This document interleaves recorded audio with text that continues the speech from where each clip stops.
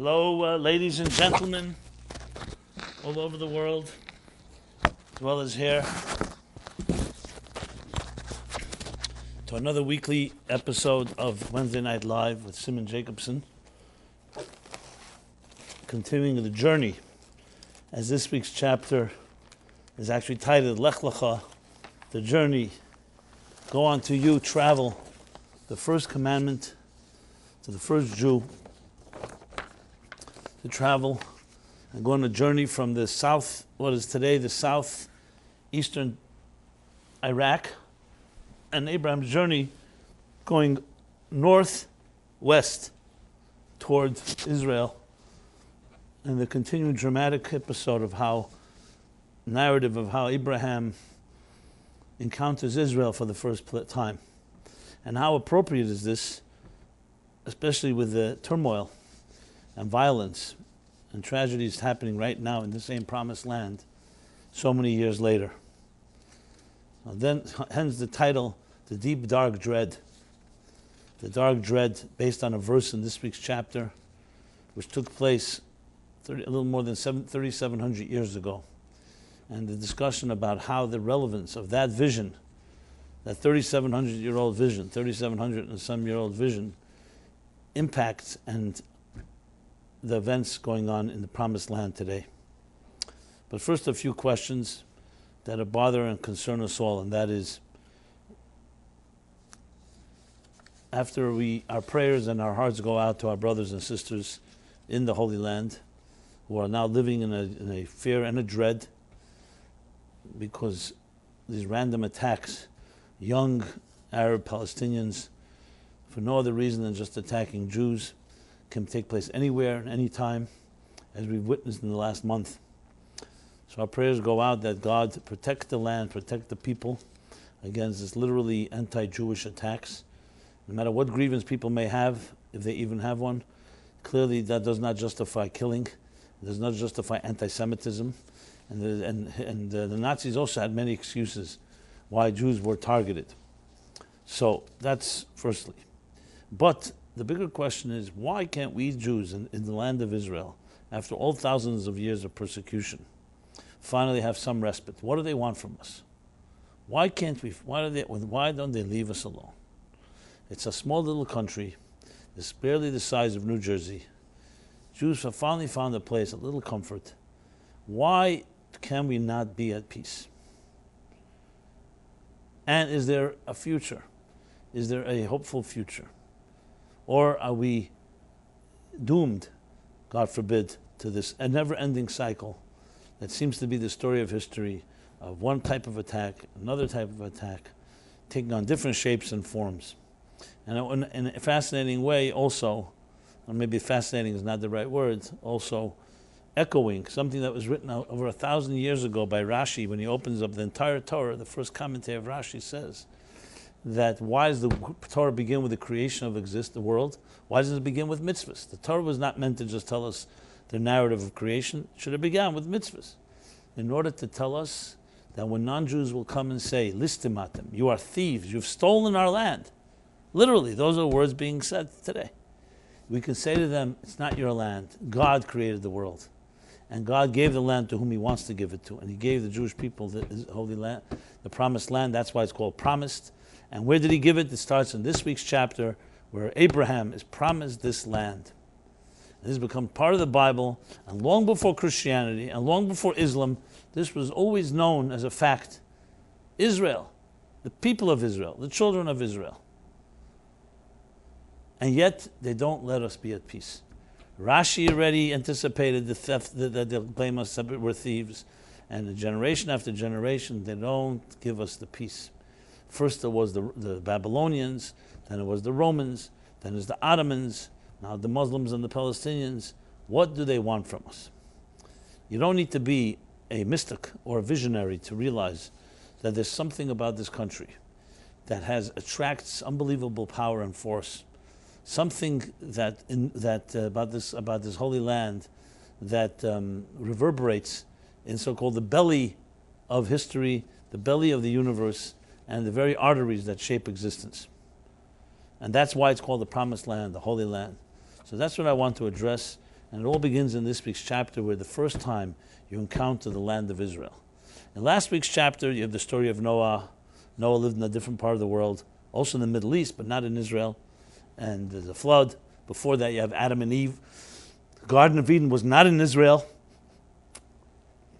It was, I once wrote an article, different opinions, but clearly not Israel. So this is the first time Israel is documented. It's still called Eretz Canaan, the different names for it. Jerusalem would not yet have the name Jerusalem. It would take a next chapter. This chapter and the next. First it was called, by some it was called Shalom, Salem. The second half, Yerushalayim. And then there was, Abraham gave the name Yira. And then finally it was combined Yerushalayim. So Jerusalem. All this goes back, as I said, close to 4,000 years ago. And as we shall see, impacts our lives, the life of Israel, the life of the world, when we understand the story behind the story. So let's read a few verses in this week's chapter. We read it at close to the end of the chapter, after God basically, there's a dialogue between God and Abraham. I'm reading literally from within the text. This dialogue, mind you, takes place before the birth of any of Abraham's children. Ishmael was not yet born, nor Isaac. And it's part of the most fundamental events in history.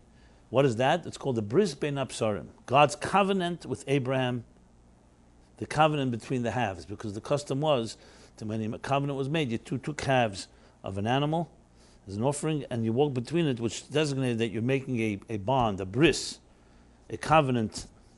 And here's reading now from the end of close to the end of the chapter Lech Lecha in Genesis.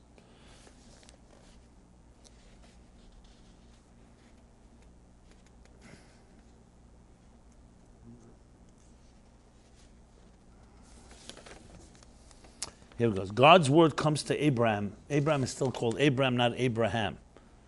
The hay was added later. So Abraham. In a vision. God comes to Abraham in a vision, saying, "Fear not, Abraham, I am your shield. Your reward is very great." Abraham said, "O God, what will you give me if I remain childless? What value is there to reward if I remain childless?" Suddenly God's word came to him. "One born from your own body will inherit what is yours." He then took him outside. God took Abraham outside and said, "Look at the sky and count the stars. See if you can count them. That is how numerous your descendants will be." Abraham believed in God, and he counted it as righteousness. Abraham then said, "God, how can I really know that it will be mine?" And God said to him, "Bring me a prime heifer, a prime goat, a prime ram, a dove, and a young pigeon." Abraham brought all those for him. He split them in half and placed one half opposite the other. The birds, however, he did not split. Vultures descended on the carcasses, but Abraham drove them away. So all verses from this week's chapter. Now listen to this. As the sun was setting, a deep sleep fell upon Abraham, and a deep, dark dread fell upon him. God said to Abraham, "Know for sure that your descendants will be foreigners in a land that is not theirs for 400 years. They will be enslaved and oppressed, but I will finally bring judgment against the nation who enslaves them, and they will then leave with great wealth." The sun set, and it became very dark. A smoking furnace and a flaming torch passed between the halves of the animals. On that day God made a covenant with Abraham, saying, "To your seed I have given this land, the land of Israel, from the river of Egypt to the great river, the river Euphrates." Okay. Very cryptic verses. And as we shall see, however, that in these verses contain the secret of events in history, including events that are going on, and the real story behind the story of why we are not left at peace. Why is it that Israel remains the hotbed, the center point of so much conflict and attack, and so on? So the question, of course, is what was this what was the sun setting? What was this deep sleep, the deep dark dread that fell upon Abraham? Is the question. So the Medrash explains that Abraham was shown the future great empires that would control the world and bring terror to it. each in their own way. And that's what these words all express, each one expressing a different dimension of a different empire. What are the empires? The Babylonian, the Persian, the Greek, and the Roman and Ishmaelite empires. And that's the reference to all these words. The sun said, the dog, the smoking furnace, the flaming torch. Each one referring to one of these empires that would bring terror and dread. So when Abraham saw that, God showed him this vision, he, of course, as said, a deep, dark dread fell upon him.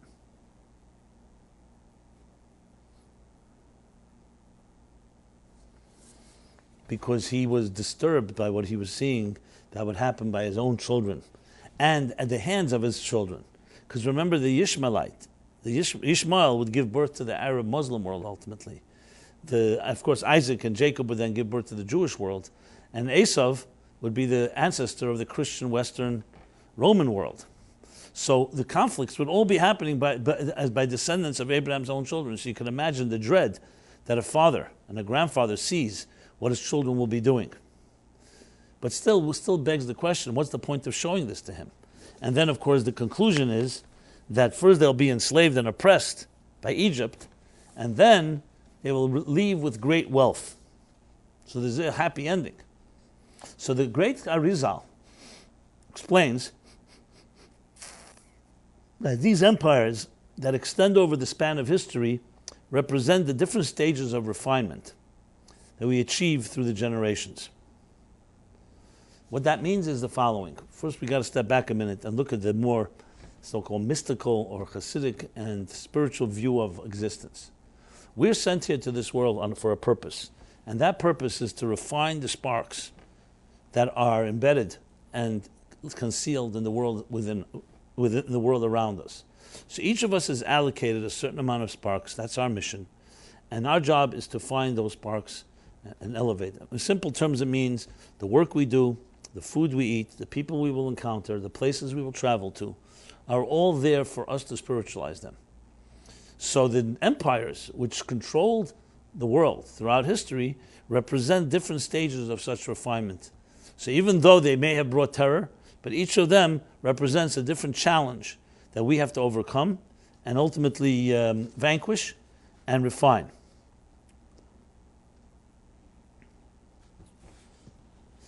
It all begins, of course, with the Egyptian enslavement, which the verse directly refers to. What is that? As we've discussed many times, Egypt refers to Mitzrayim. Egypt in Hebrew is Mitzrayim. Mitzrayim means limitations, constraints. So first, to every type of limitation that we encounter, and our job is to free ourselves from that Egypt. Yitzias Mitzrayim. And that's exactly what happened. As God predicted, He told Abraham, your grandchildren will be oppressed in a foreign nation that is not theirs. But then at the end, they will leave with great wealth. That great wealth is the sparks that they elevate. So even though coming to this world is difficult, but it's worth it because what we achieve in this world, despite the challenges and difficulties, and we all know that we have difficulties, right? There's a purpose for it. The purpose is not to punish us. The purpose is not to afflict us, not to cause us anguish, but it's a challenge for us to overcome. It's like a battle. Will you succumb, or will you actually elevate the world around us? Will we be seduced by materialism and all its tentacles and forces, or will we seduce materialism and turn it into a channel for divine and spiritual expression? So that's the point. When Abraham heard that, he realized this is the purpose of existence. So the first half, there was a dread because of the challenges involved. But the second half, that there's a reason behind it. To achieve the great wealth, using the words, they will be enslaved and oppressed, because the sparks are enslaved and oppressed as the people are under the subjugation and rule of foreign forces. But then I will finally bring judgment against the nation. Judgment here means obviously justice that enslaves them, and then they will leave with great wealth. When the Jews left Egypt, they didn't just leave empty-handed. They left with great wealth. When they took all the whatever they were able to get from the Egyptians, represents the idea of elevating the spark. So it's not just we come to the world and we want to leave unscathed. No, we want profit. Zovan Tagra Ikra, the Talmud says.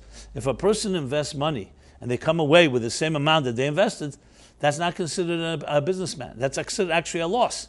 Because the time and energy it was invested and you didn't come away with anything. That means that what you invest, you have to come away with a profit. So the challenges of this life, each individually and collectively, are meant to bring great wealth. And when Abraham heard that, obviously, over that he rejoiced. But yet he still had the dread, because the fact is that his children would have to suffer in the process.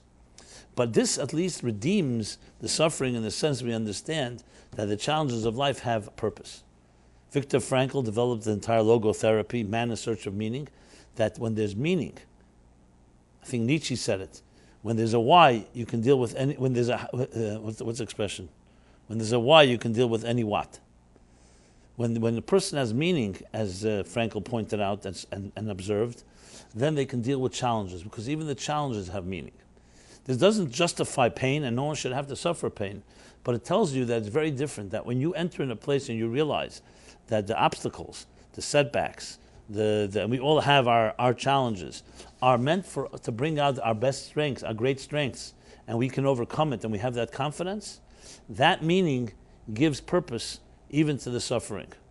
And thus Abraham understood both sides. On one hand there was dread, on the other hand there was the joy, knowing that they would ultimately come away with great reward, because we would redeem and we would in a sense take spoils by elevating the sparks that are held hostage and are imprisoned in the world around us. So when a person, for instance, takes a piece of food and eats it for a higher purpose, they're actually freeing that food from being entrapped by the selfish nature and narcissistic nature of existence and of reality. Every act we do, as we discussed a number of times, the entire Torah is about love. As he explains in chapter 32 in Tanya, what is love?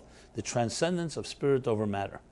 As such, love basically can conquer even adversary, because adversary, when it can be very powerful, but when you use it as a springboard for achieving a deeper connection, a deeper love, then the adversarial force itself becomes a fuel to greater growth. And anyone who's gone through a challenge and grown through it knows what that means. The healing that comes through a difficult moment can in many ways bring you to places you could never reach on your own. So this is the story, the general story, without going into the details. But then, so Egypt is the general picture, then comes the subsequent empires, each one representing another dimension of this refinement. That Daniel in his prophecy, when the king of Babylon, Nebuchadnezzar, has his dream, and he sees a strange body made out of gold and silver and copper and bronze and clay, and Daniel translates that these are the same empires that we're talking about. And the two opinions there, the Sephardic scholars, like the Ibn Ezra, interpreted one of the four as being the Ishmaelite kingdom, because they were under the rule of the Ottomans. The Ashkenazic sages interpreted it as being under the rule of the Romans and the Western Christian world. But at the end of the day, the consensus is that it refers to both of them. So in essence, all the generations of history are the refinement of different stages that are represented by each of these empires. Where are we today? We're at the final refinement of Ishmael and Esav. As I've written about a number of times, especially after 9/11, and if you want more information, I have lengthy articles on the topic with sources and annotated and so on. But briefly, the point is that we stand today the final refinement. What is this refinement? So Bavel is challenged. So we all familiar with the spheres. The spheres all have their so-called alter egos. So Chesed, kindness, there's also the alter ego of kindness. Same thing with Gvura. Those are the earlier empires. When it comes to the last two empires, the Ishmaelite kingdom, which essentially is the Middle Eastern Arab Muslim world, and you have the Christian Western Roman world, you're dealing with the two attributes of Netzach and Hod. Netzach being a drive, victory, a type of sense of challenge to overcome, that type of perseverance necessary to overcome any challenge. And Hod is just simple acknowledgement. doing the job, even if you don't feel or understand it. So one is also doing the job. One is the forward thrust and drive to do something, utter commitment, even if you're not there completely. And Hoid is the complete commitment itself. So Netzach is the sense of overcoming challenges, being victorious. Hoid is accepting the job. And these are the two last refinements that we need to undergo. Now, when you look, for example, at Muslim extremists, or whatever you want to call them, some say that's not just extremists, because today you can see men, women, and children all wielding knives. Some argue this is a commitment, Hoid, that's gone awry, meaning it's distorted commitment. Similar to when you find that the Nazis and the Germans completely obediently, blind obedience, listened to the most horrendous things and became participants. So Hoid has the ability to become a negative force if it's commitment, irrational commitment to a behavior that's destructive, which is what you see. There's no one to talk to.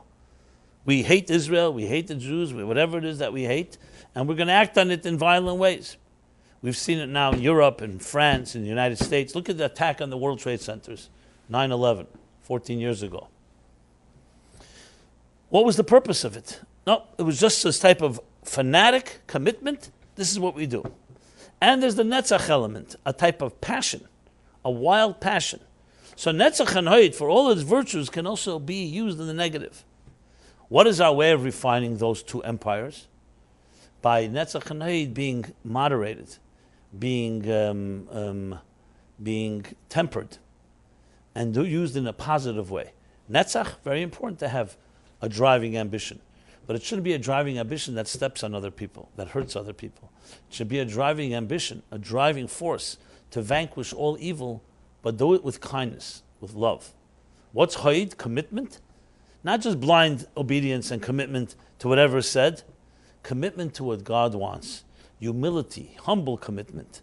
Not to your wild passions and wild acts of violence and hostility and so on. So every force in history has a counterforce in good. And that's how we deal. Same thing with, like, for example, Chesed and Gvura, which on a higher level is also Yishmael and Esav. Same thing, Chesed is just kindness, but kindness that's not disciplined, that's not moderated, that's not tempered, can be destructive. Gvura, sheer power and discipline and judgment without the balance of kindness can also be destructive. So that's the challenge that we have. And that's what Abraham was shown. Why was Abraham shown this vision? For him to share it with his children so that we, today, at whatever point in history we may be living, should know that the events in our lives are part of a long historical process.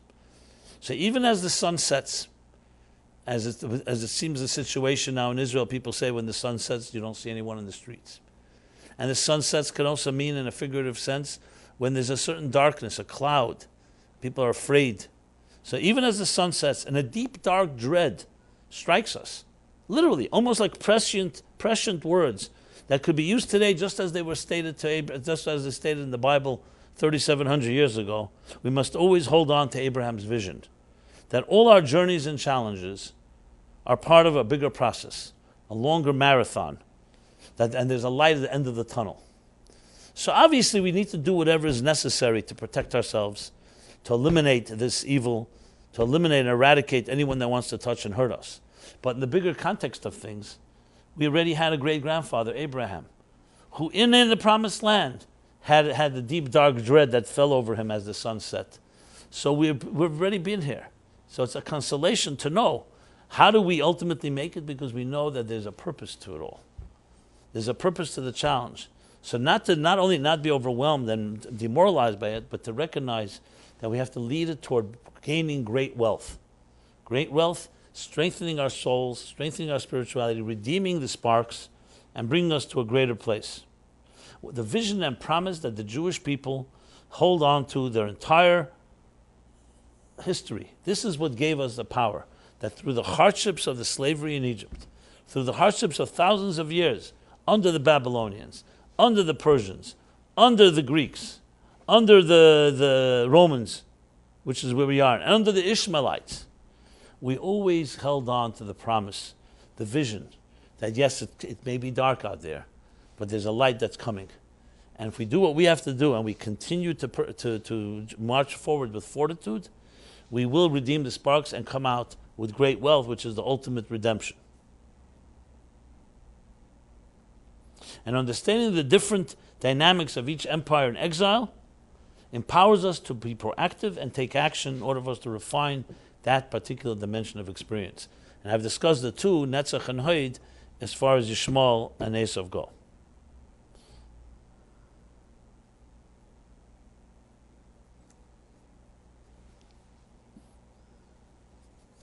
I'm looking at an article I wrote back, when? Back in September 11th, right after September 11th. In October 01, literally 14 years ago. And what's relevant then is still relevant today, is what I'm amazed by. That's why I'm looking and reading. So what do we have to do when we're in a situation like this? First of all, hold on to the promise and the vision. And second of all, be proactive. Don't stand on the sideline and say, what's going to happen? We can be proactive. Proactive in doing our share of Netzach and Hoid, which is the refinement of Yishmael and Esav. There's a fascinating insight that the Alter Rebbe, the founder of Chabad, says.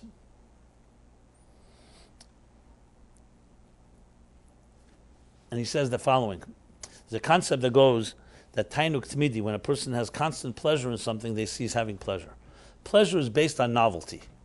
You do something on an ongoing basis, you start losing pleasure, then it becomes a necessity. So he says the following.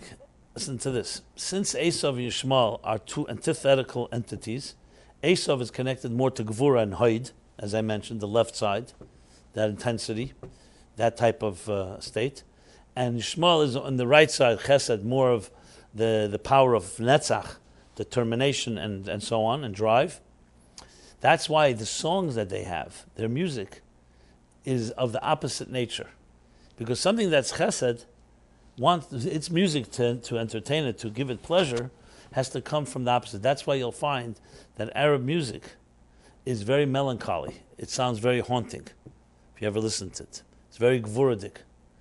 And you see that the music of the Western world, which is gvura, is very chesidic, is very upbeat.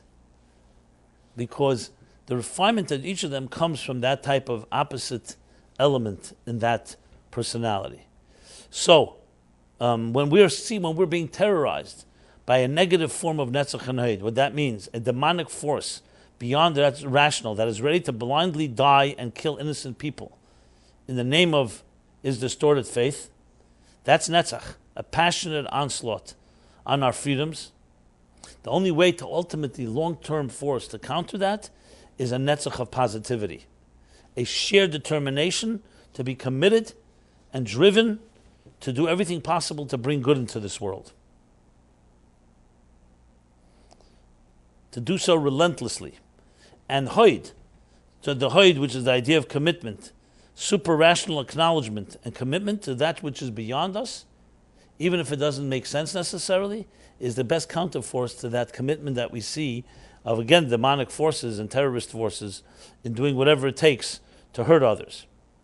And unless we exercise that in a stronger, passionate way, with stronger determination and stronger commitment, stronger netzach, stronger hoid than the negative forces, sadly, they in a way will prevail. God forbid. That's why it's necessary for us to counter it with forces that are in the good. That's how Judaism addresses issues. That's why you'll find that when the Jews were in Egypt, it wasn't just enough, don't kill us, we just want to protect our young. They used the negative, they used the challenge to build strong families, and they got strong. As they say, that which doesn't kill you makes you stronger. And we became a strong nation, a stronger nation, whose metal was hardened and tested and hardened through our oppression. Like I said before, if you come out unscathed, it wasn't worth it. You need to come out stronger, or else the whole thing was a waste. To suffer in such a way and come away not better than you began, that's a true tragedy. However, if the suffering at least brings rechush gadol, great wealth, which means psychological, deeper strength, then you've redeemed it. So we have to look at what's going on today, and it has to wake us up and provoke us to become even more committed in our beliefs and more committed to our to our drive and determination and commitment to goodness, and spreading God's word and spreading the commitment to values, to justice, to charity, and so on. So there you have the general picture of the vision of Abraham and why Israel still suffers. I'll tell you why. Because when you are dealing with the heartbeat, the center of the universe, the soul, the spirit of the universe, you use Jacob's words when he fell asleep at the Temple Mount and he had the dream of the ladder. He said, this is the gate to heaven. Jerusalem and Israel in general is an interface between heaven and earth. So a place like that is not going to come away without any passive and mediocre in context of world events. And you'll see this in the human body, for example. Who suffers most when illness strikes the body? The most sensitive organs, the heart, the mind, and so on. It's always that way, that when something strikes, it always strikes the most sensitive component within us. Israel is considered to be the central nervous system. Think of it, the soul of the universe. So when the universe is misaligned with its purpose, when it's experiencing dissonance, and when there's a world that's inconsistent, a world that is driven by corruption, where will that be felt and sensed most? In the brain, in the central nervous system. That's Israel. So though it may be a small land geographically, but it is the center of where all challenge of matter and spirit, the conflicts, the tensions, of all forms and of every form and nature and every type and form, that's where it manifests. And that's why Israel is the place where it receives the brunt of the challenges of life, now and throughout all of history. You may have heard of the miner's canary. There was a time when they used to have mines. So the mines that they would go down was very sometimes toxic and dangerous. So the canary has very sensitive lungs. So what the miners would do, they'd put a canary in a cage and let it down with a rope into the deeper mines to see what happens. Then they would draw it up and they see if the canary survived, they knew that they can go down there. If the canary didn't survive, they knew that it's dangerous. So there's an expression sometimes used that Jews are like the miner's canary. Same thing with Israel. It's the most sensitive that receives the brunt of any given challenge. If you want to know who's an enemy of the human race, look at if they're attacking Jews. Hitler first attacked Jews before he attacked anyone else. The same thing is always, why Jews? Because for some reason the Jewish people are atemedam, you are the witnesses. We're like the conscience of the universe. We've been around. We have Abraham, our great-grandfather, father of monotheism, Isaac, Jacob, the Torah, the Bible, became the basis of what 4 billion people follow today, Christians and Muslims alike. So the Jewish people are like the sensitive miner's canary that pick up, before anyone else does, any unhealthy and unjust behavior. So that's why they're always at the brunt of a challenge. Look at what happens to Jews, and rest assured it will happen to the rest of the world shortly. Look what happened. First, the attack was against Israel. The 48 war, the 67 war, the Yom Kippur war, the different attacks. And then suddenly, why do we see attacks in the United States, 9/11, in Europe? Perfect example. It starts in Israel. Rest assured it will spill over. Why? Because the Jewish people in Israel are that place where heaven and earth meet. And therefore any imbalance is immediately sensed there. Think of it like the eyeball. A piece of dust on my finger won't be irritating, but a piece of dust in the eyeball is very irritating. So the more sensitive something is, the more it's irritated by something that is inappropriate.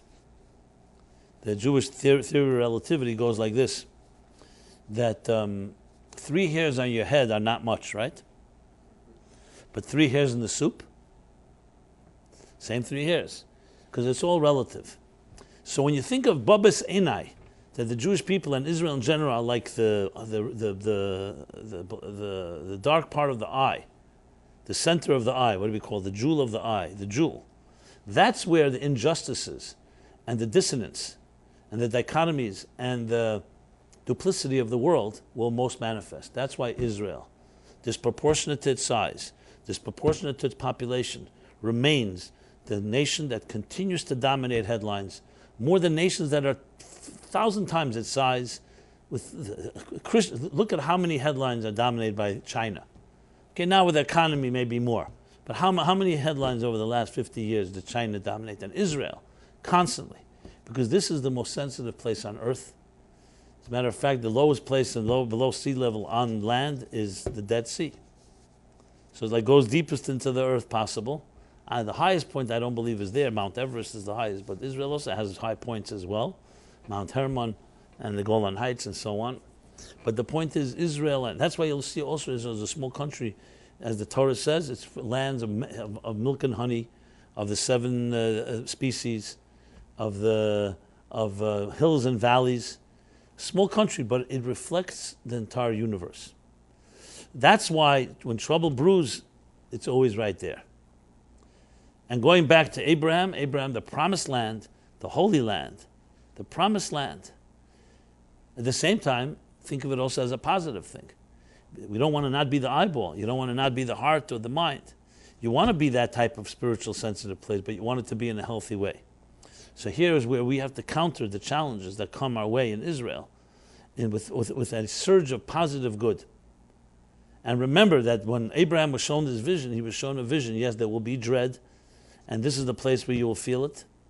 But there is also going to be, the end of the story, great wealth that you will derive from it. And wealth here doesn't just mean material wealth.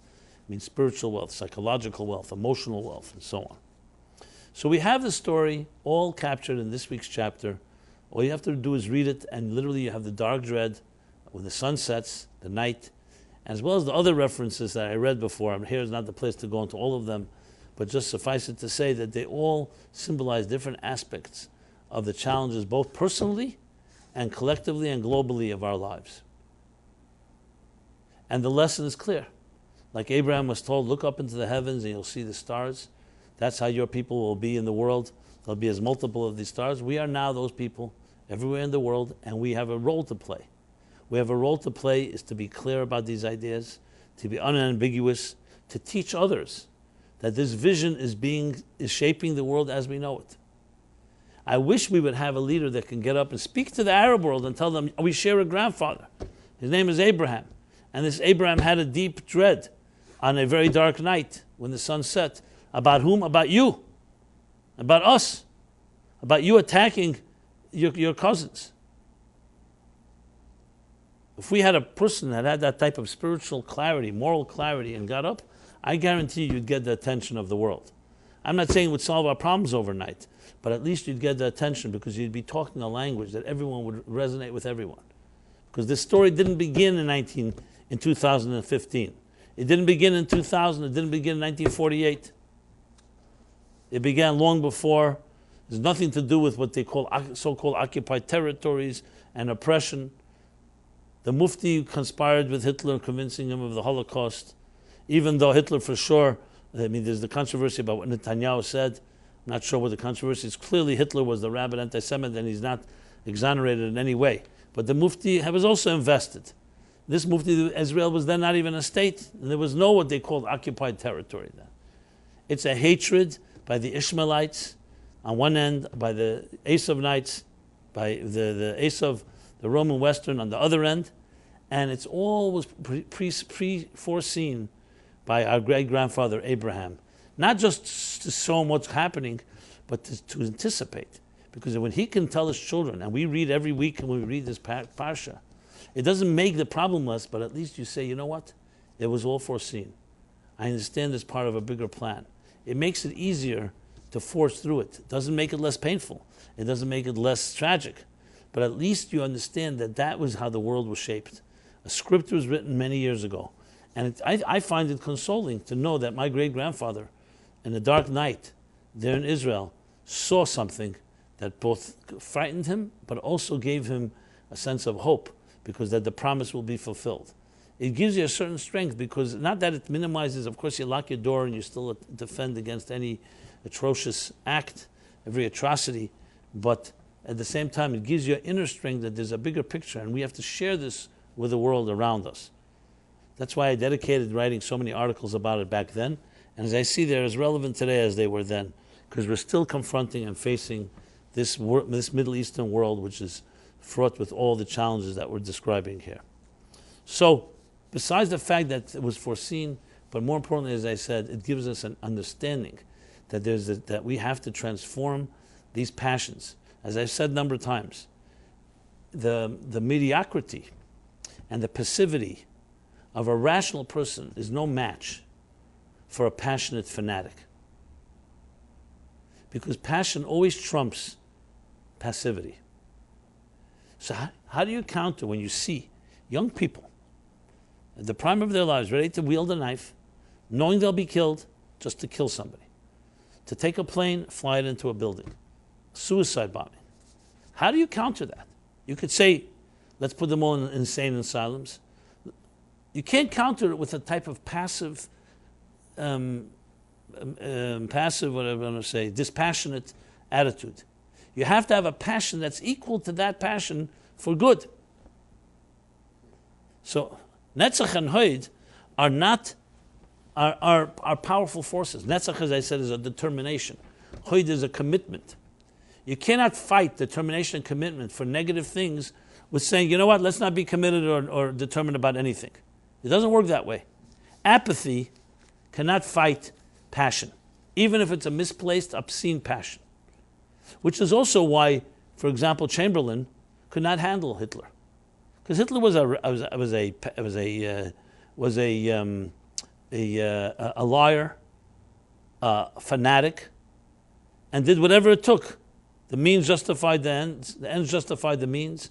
So while Chamberlain was walking down the tarmac, waving, he says, peace in our times, Hitler was already breaking the agreement and already crossed Sudetenland in Czechoslovakia and on his way into invading Poland. The whole agreement was, we'll give you Sudetenland, don't attack Poland.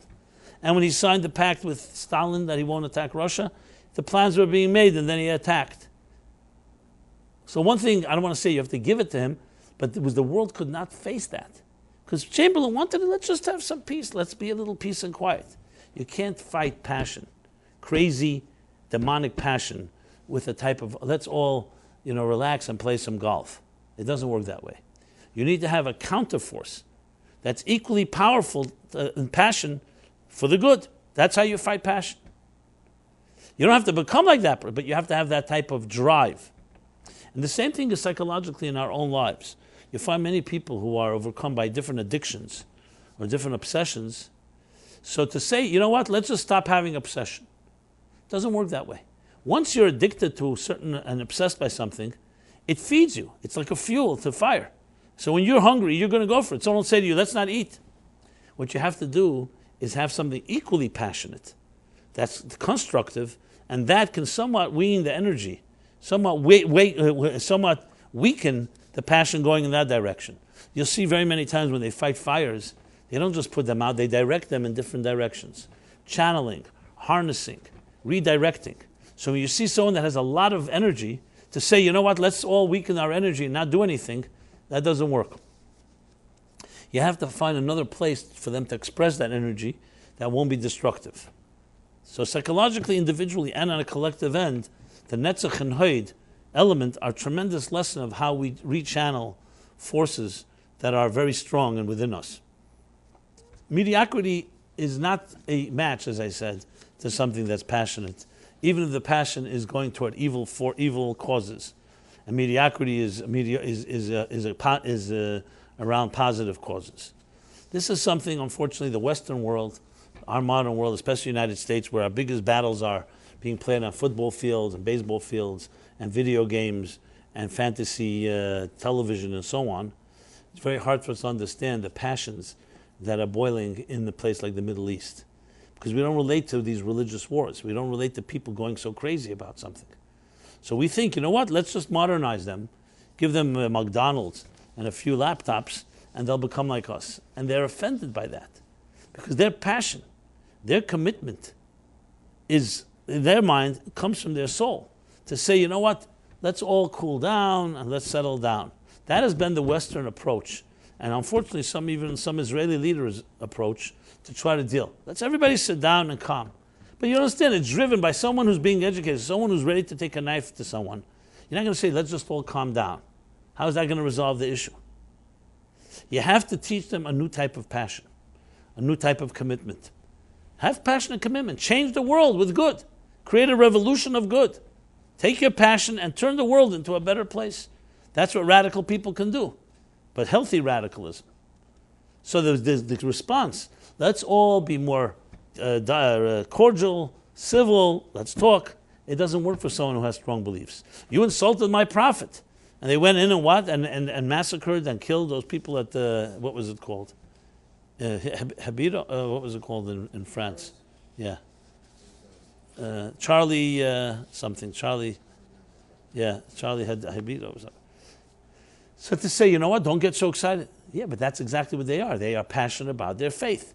It's misplaced maybe. It may be obscene. It may be hurtful and damaging. But you can't take away from the passion.